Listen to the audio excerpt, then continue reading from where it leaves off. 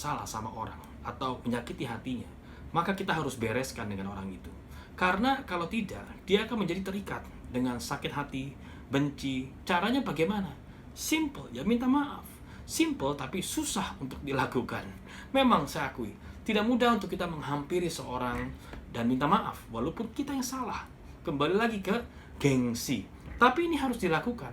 Alkitab berkata dalam Matius 5 ayat yang ke-23 sampai 24, sebab itu, jika engkau mempersembahkan persembahanmu di atas mezbah, dan engkau teringat akan sesuatu yang ada dalam hati saudaramu terhadap engkau, tinggalkanlah persembahanmu di depan mezbah itu, dan pergilah berdamai dahulu dengan saudaramu, lalu kembali untuk mempersembahkan persembahanmu itu.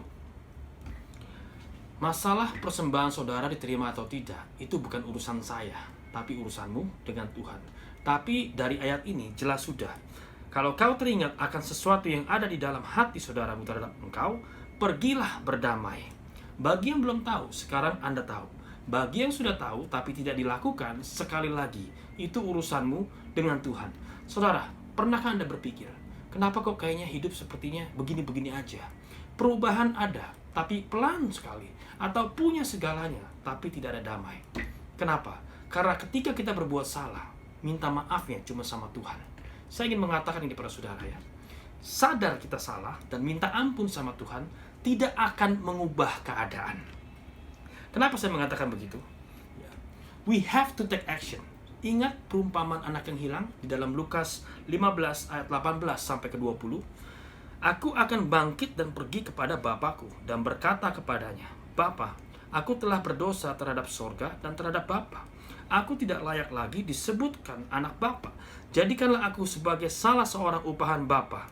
Saudaraku, di sini dia menyadari akan kesalahannya, bahwa dia salah dan telah berdosa terhadap sorga dan terhadap Bapanya.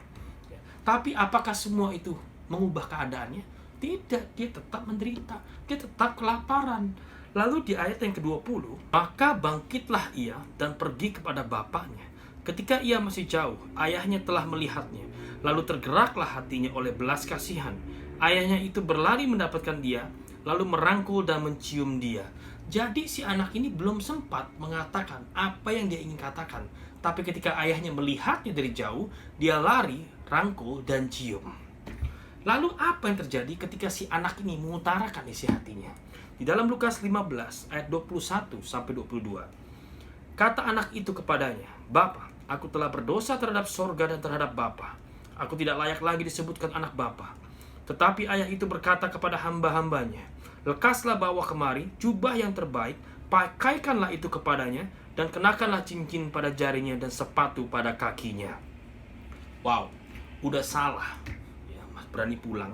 Bukannya kena omel atau dapat hukuman, malah dapat berkat materi, jubah yang terbaik, sepatu, cincin, bahkan digelar pesta. Luar biasa nggak? Kenapa? Karena dia take action. Dia bangkit dan dia pergi kepada bapaknya. Baru di situ jalan terbuka, nasib berubah. Saudaraku, yang bisa kita tangkap dari cerita ini, ketika kita berbuat salah sama orang, jangan hanya menyadari bahwa kita salah, lalu minta ampun sama Tuhan, dan tidak berbuat apa-apa. No, kita harus menghampiri orang yang kita bersalah kepada dan minta maaf. Kita harus bereskan intinya. Semua ingin hidup diberkati. Yes, saya yakin semua ingin hidup diberkati. Saya juga.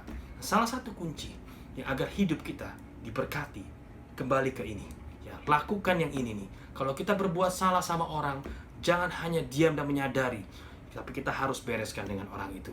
Sedikit pesan yang sangat simple, singkat, tidak terlalu panjang, tapi saya yakin inti dan poinnya ini saudara dapat.